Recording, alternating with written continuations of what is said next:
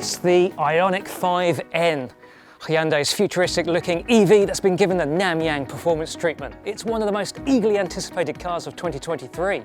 Why? Because it just might be the electric car that petrol heads have been praying for.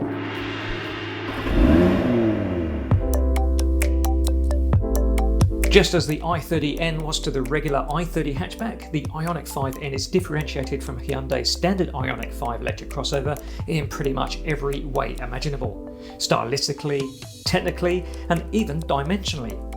A front splitter and rear diffuser add 8 cm to the vehicle length for starters. The 5N is 5 cm wider than the regular 5 to help accommodate wider tyres, and it also sits 2 cm closer to the ground. Detailed design touches include bright orange striping all around the car, including the skirting that blends into an aeroplane-style tail fin. There are more vents for battery and brake cooling, and the electric N sits on boldly styled 21-inch forged alloy wheels. There's the same 800-volt architecture, though the 5N adopts a bigger 84 kWh battery, and its dual motors produce a combined 448 kilowatts and 740 Newton meters, or 478 kilowatts and 770 Newton meters in boost mode. Then there are all the N modes and functions, more than a dozen of them. We could dedicate a whole video just to exploring all these different features, but this is not a car for delaying the driving experience.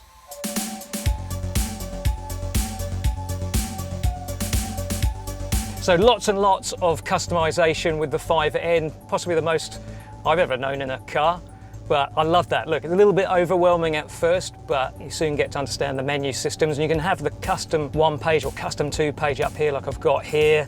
But anyway, you don't want to be changing when you're actually driving, you just want to get it all set up, go for your drive, and then you can select things here. So we do have a pre-selection. Oh, there we go. Oh, listen to that change immediately. Oh. And then we'll slow down because there's a speed camera, but it's on the downhill, so get ready. The way that we've got settings, we've got ignition on the Active Sound Plus.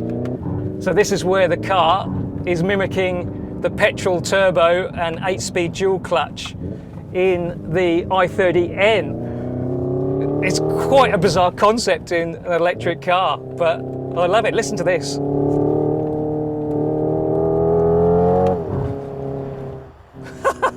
So you can use the regen pedals. The regen pedals that are like in a regular EV, they become like proper shift pedals.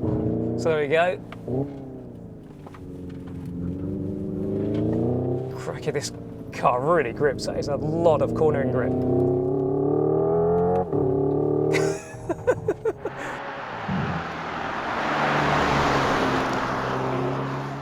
The driver display is showing a rev limit of 8,000 RPM. Listen to that! It's actually mimicking the limiter of a petrol engine. That is so bizarre.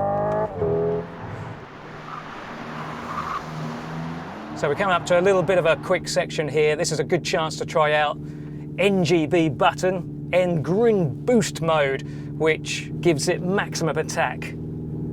Okay, pressing the button. Connected, conditions not met. Now it's go!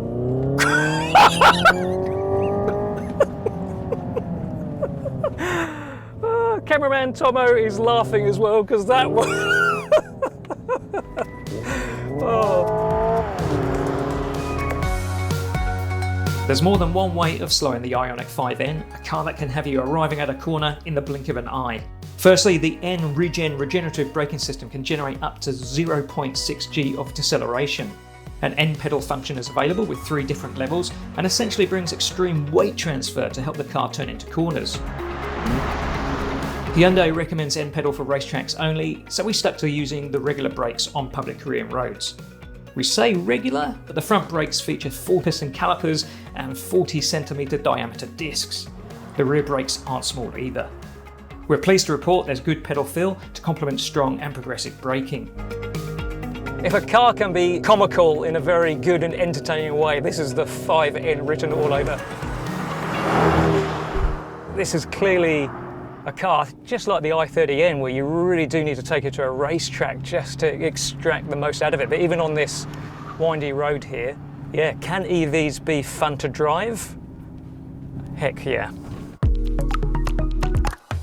It's too early to tell if the ICE powertrain impersonations will become a novelty that wears off, but you can switch everything off and turn the 5N into a whisper quiet EV, just like the regular Ioniq 5.